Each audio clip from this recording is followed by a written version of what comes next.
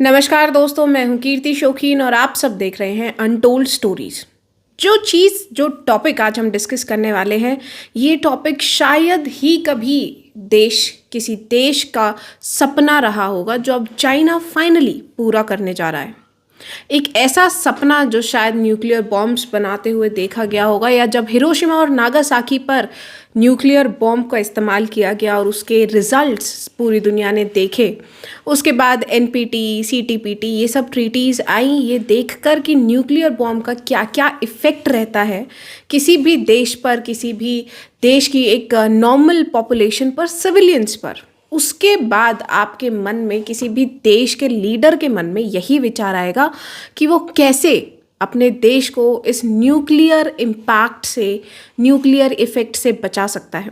और अब वही फाइनली चाइना ने पूरा कर लिया है, या एटलीस्ट करने की और कदम बढ़ा लिए हैं। देखिए, China is building न्यूक proof floating island mega project has 2028 deadline. तो चाइना ने एक ऐसा आइलैंड बनाना शुरू कर दिया है जो न्यूक्लियर प्रूफ होगा, and it will be a floating island as well. यानी साउथ चाइना सी हो या इंडियन ओशियन रीजन हो, इस आइलैंड को आप कहीं पर भी ले जा सकते हैं। पर सबसे बड़ी खतरे की बात यह है कि टेक्नोलॉजिकली इतना एडवांस ये स्टेप एक ऐसे देश ने लिया है जिसकी पॉलिसी हमेशा से बहुत एग्रेसिव रही है। China is building the world's first floating artificial island with nuclear-proof bunkers. Deep sea scientific facility designed for all-weather long-term residency, say research team. तो देखिए, ये बनाने का इनका मकसद था कि एक लॉन्ग टर्म, यानी सिर्फ एक एक्सपेरिमेंटल या साइंटिफिक पर्पस से इसको नहीं बनाया गया है। लॉन्ग टर्म स्टे, यानी मिलिट्री ग्रेड होने वाला है ये आइलैंड। अब इसकी एग्जैक्ट बात करें, that what is this island exactly, तो रिपोर्ट्स के मुताबिक साउथ चाइना मॉर्निंग पोस्ट एक न्यूज़पेपर है जो साउथ चाइना सी को कवर करता है, उसके अकॉर्डिंग चाइना ने एक मैसिव फ्लोटिंग आइलैंड बना लिया है। आर्टिफिशियल आइलैंड है ये ऑफकोर्स, और इसको एक मोबाइल आइलैंड बताया गया है, यानी ये मूव कर सकता है जहाँ पर इसको डिप्लॉय किया जाएगा, या करना चाहेंगे आप उस एक लोकेशन से दूसरी लोकेशन तक इसको लेकर जा सकते हैं। It is a twin hull semi submersible platform which weighs around 78,000 tons. Twin hull का मतलब है कि इसमें 2 पार्ट्स होंगे, देखिए जैसा आप देख सकते हैं, and it is semi submersible. इसका मतलब है कि इसको कुछ हद तक पानी में डुबो के भी रखा जा सकता है, पानी के अंदर भी रखा जा सकता है, which probably is a stealth function जो इसको देने की कोशिश की गई होगी। Hence it is a military grade experiment which is being done by China.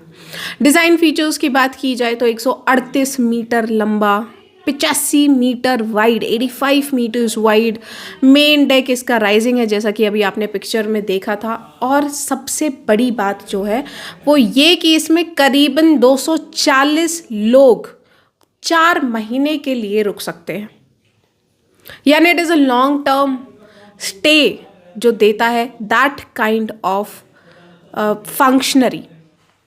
एक जो आपका वॉर के लिए आप एयरक्राफ्ट्स तैयार करते हैं, उसके लिए वॉर सिचुएशंस के लिए आप जो आपकी कैरियर शिप्स होती हैं, सबमरीन्स होती हैं, ये सब जो प्रिपेयर करते हैं, because they are made for this purpose कि उसमें ज़्यादा से ज़्यादा पर्सनल रह सकें और ज़्यादा से ज़्यादा लंबे समय के लिए रह सकें। यानी 4 महीने is not a short period. 4 महीने तक इसमें 240 पर्सनल रह सकते हैं। अब इससे क्वेश्चन ये भी उठता है कि क्या चाइना आने वाले समय में कोई भी एग्रेशन प्लान कर रहा है, स्पेशली बिकॉज चाइना और जापान की अभी इतनी प्रॉब्लम्स चल रही हैं ताइवान को लेकर। अब देखिए, जब ये पूरा कंप्लीट हो जाएगा तो इसका डिज़ाइन एक दूसरे से कनेक्टेड भी होगा, ब्रिज भी होंगे। एक तो हमने देखा ही था अभी जो ट्विन हल था, कनेक्टेड था और सेमी सबमर्सिबल भी था। और ऐसे ही जब वो बहुत सारे ऐसे हल बनाकर तैयार कर लिए जाएंगे, तब उनको ऐसे पैटर्न्स में कनेक्ट कर दिया जाएगा। स्टैंड आउट क्लेम ये है कि इसमें न्यूक्लियर पावर भी काम नहीं करेगी, यानी न्यूक्लियर इफेक्ट भी काम नहीं करेंगे। इवन इफ यू न्यूक इट, उसको भी ये जो भी आपका स्ट्रक्चर बनाकर तैयार किया जा रहा है उसको ये मात देगा। The super structure includes compartments built to a military grade standard for nuclear blast resistance. Researcher at Shanghai university under professor Yang developed it, और उनका कहना है कि जो भी इनके इंटरनल कंपार्टमेंट्स हैं, एनर्जी को लेकर हो, इमरजेंसी पावर को लेकर हो, कम्युनिकेशंस को लेकर हो, नेविगेशंस को लेकर हो, वो सब न्यूक्लियर प्रूफ हैं और एक्सट्रीम कंडीशंस को सरवाइव कर सकते हैं, इंक्लूडिंग न्यूक्लियर ब्लास्ट्स। अब ये इस वजह से पॉसिबल है क्योंकि इसमें एक स्पेशल तरीके का मटेरियल यूज़ किया गया है जिसको मेटा मटेरियल कहते हैं। दैट विल डिस्कस किए कैसे मटेरियल्स होते हैं और ऐसी कैपेबिलिटी ये कैसे किसी भी स्ट्रक्चर को दे सकते हैं। The twin hull semi-submersible design gives high stability, can handle rough seas. देखिए, जब आप 4 महीने का स्टे किसी भी मोबाइल सॉर्ट ऑफ शिप में या किसी भी स्ट्रक्चर में देते हैं, वैसे और ऐसी जगह पर जहाँ पर इंडियन ओशन रीजन है, साउथ चाइना सी है, जहाँ पर सुनामीज आना, टॉर्नेडोज आना, ये सब बहुत कॉमन है, तो वहाँ पर आपको सिर्फ न्यूक प्रूफ से काम नहीं चलेगा, you have to be nature proof. और वो नेचर प्रूफ बनाने के लिए इसके जो मेटा मटीरियल्स हैं वो एक बड़ी से बड़ी सुनामी को भी कॉम्पैक्ट कर सकते हैं या उसका इम्पैक्ट बहुत कम कर सकते हैं। देखिए, sea state 7 typhoons up to category 17, ऐसा ये क्लेम किया गया है कि कैटेगरी 17 तक के 7 मीटर तक की वेव हम कंट्रोल कर सकते हैं। आई मीन 7 मीटर तक की अगर सुनामी वेव आती है तब भी इस सुपर स्ट्रक्चर का कुछ नहीं बिगड़ेगा। That is what is being claimed. Enables long duration of sure missions. Structural innovation की बात की जाए तो सैंडविच पैनल्स हमने देखे ही थे, made of meta material as we were discussing, lattice of corrugated tubes with negative Poisson ratio. अभी ये जब हम मेटा मटीरियल डिस्कस करेंगे तब समझेंगे। देखिए, मेटा मटीरियल्स, स्पेशल मटीरियल्स इस तरीके की इनकी अरेंजमेंट होती है कि इन्हें लाइट नहीं जाती या लाइट बाईपास कर सकती है, या इनकी डिफरेंट अरेंजमेंट से आप डिफरेंट फंक्शंस डराइव कर सकते हैं। जैसे लेंस, उसमें नेगेटिव इंडेक्स दे सकता है। क्लॉक, जो usually we see Harry Potter के पास एक क्लॉक होता है जिससे वो गायब हो जाता है, उसका रिफ्रेक्टिव इंडेक्स थोड़ा ज़्यादा होता है। सो बेसिकली जो सब चीज़ें हमें हॉलीवुड या बॉलीवुड दिखाया करता था वो सब अब मेटा मटीरियल्स की वजह से पॉसिबल हैं and it can be achieved due to these meta materials. और इसीलिए ही सुनामी जैसे 7 मीटर जैसी सुनामी को भी ये एक मेटा मटीरियल एक छोटे से इम्पैक्ट में बंद करके रख देगा। मैकेनिकल की बात करें तो ऑक्सीटिसिटी, पेंटामोड, ऐसे बहुत सारे मेटा मटीरियल्स हैं जो अलग अलग फंक्शंस आपके सर्व करते हैं, but that is only because of different arrangements and different lattices that these materials offer.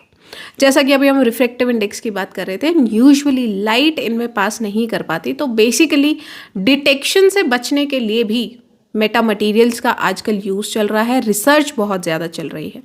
Speed और मोबिलिटी की बात करें, जो ये सुपर स्ट्रक्चर न्यूक प्रूफ आइलैंड, जो फ्लोटिंग आइलैंड बनाया जा रहा है, इसकी स्पीड की बात करें तो 15 नॉट्स तक की इसकी स्पीड होगी।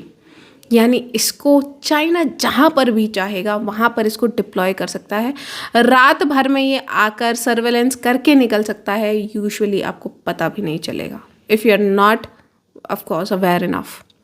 मोबिलिटी में be limited for heavy structures. Of course it depends कि आप कितना ज़्यादा वेट लेकर चल रहे हैं, उसके हिसाब से आपकी मोबिलिटी और कम हो जाएगी। सी स्टेट और वेदर रेजिलियंस की बात करें तो हमने अभी देखा ही था कि एवरेज 7 मीटर तक की वेव्स सुनामी को भी ये कंट्रोल कर सकता है। 6 से 9 मीटर तक की वेव्स कंट्रोल की जा सकती हैं। पावरफुल टाइफून्स को ये विदस्टैंड कर सकता है, स्पेशली जब फार सी में इसका डिप्लॉयमेंट होगा तब।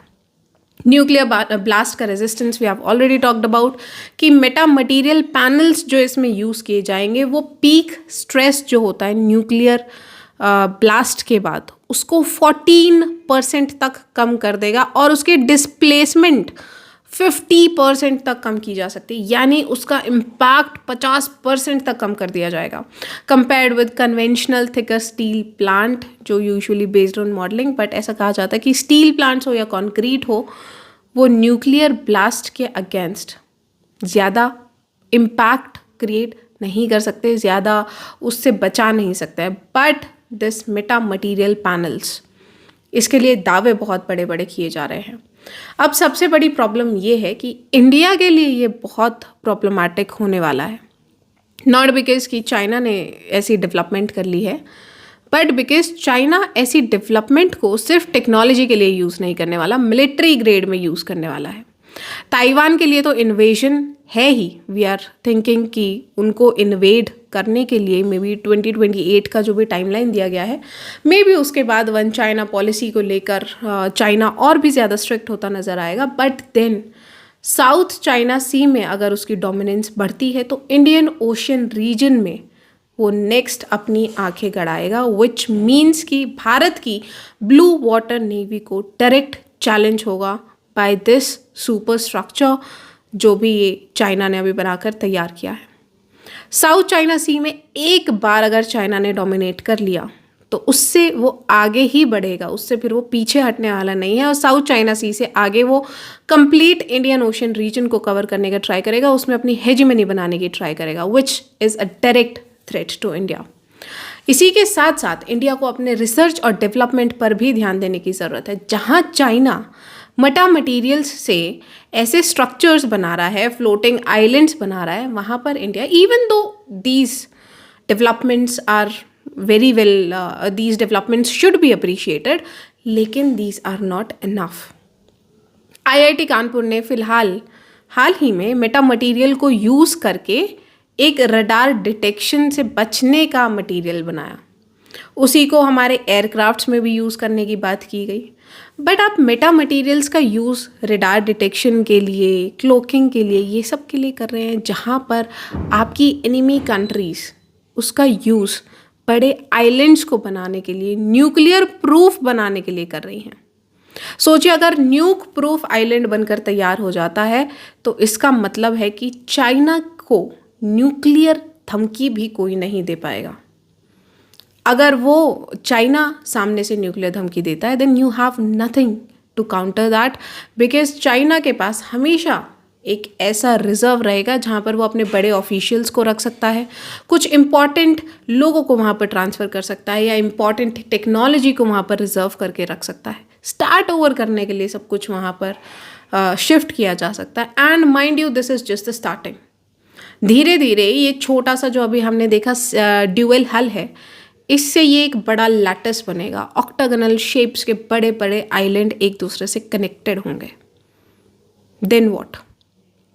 India unveils ground breaking stealth cloak that could make Indian air force combat fighters nearly invisible to radars, और इसी को हमने एमका का स्टेल्थ बढ़ाने के लिए भी यूज़ किया।